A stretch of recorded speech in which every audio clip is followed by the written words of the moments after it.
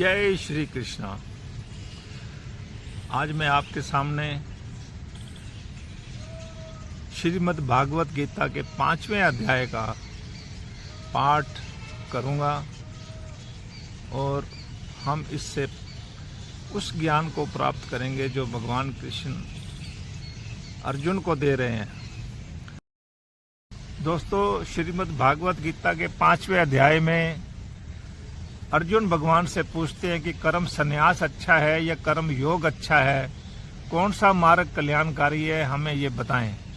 भगवान कह रहे हैं कि निष्काम कर्म की साधना ही सरल है, हमें कर्म करना है, निष्काम कर्म करना है।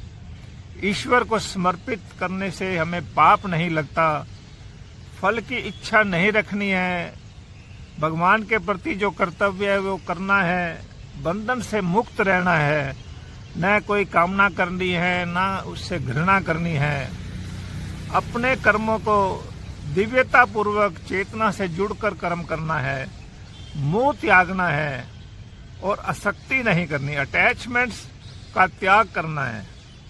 हमें ऐसे रहना है जैसे कमल जल में रहता है लेकिन जल को छूता नहीं है। हमें लिप्त नहीं होना है, पाप से हमें अछूता रहना है। दोस्तों, गीता के 5वें अध्याय में भगवान श्री कृष्ण अर्जुन को कह रहे हैं कि ब्राह्मण कौन है। ब्राह्मण के पास जाकर आप ज्ञान प्राप्त करें, उसके साथ रहकर उसके सानिध्य में आप अच्छा महसूस करेंगे, आपको सरलता महसूस होगी। तो आप कैसे उस ब्राह्मण की खोज कैसे करेंगे।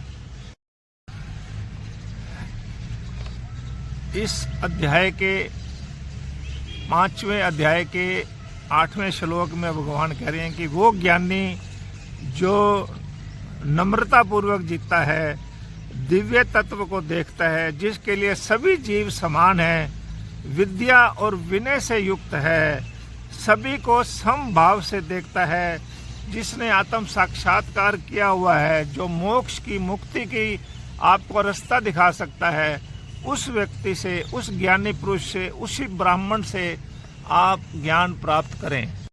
दोस्तों, श्रीमद् भागवत गीता के 5वें अध्याय में बताया गया है कि हम ध्यान कैसे करें। तो ध्यान करने की विधि बताई गई है, तो मैं आपको 5वें अध्याय में ले चलता हूं कि उसमें ध्यान कैसे, मुक्ति कैसे प्राप्त होगी, ध्यान कैसे लगेगा।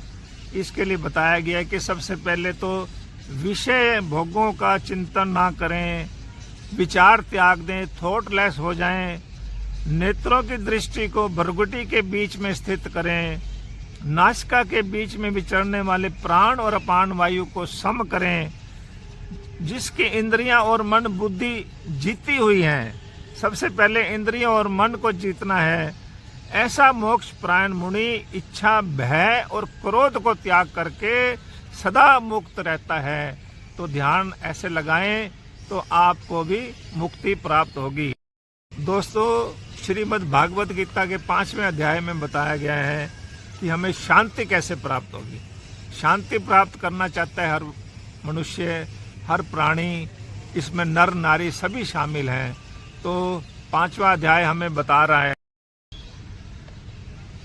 5वें अध्याय में शांति का मार्ग बताया गया है कि मेरा भगत, सब यज्ञों तपों को भोगने वाला, संपूर्ण लोकों के ईश्वर का ईश्वर, संपूर्ण प्राणियों का हितैषी, स्वार्थ रहित, दयालु और प्रेमी तत्व को जानकर ही शांति को प्राप्त होता है।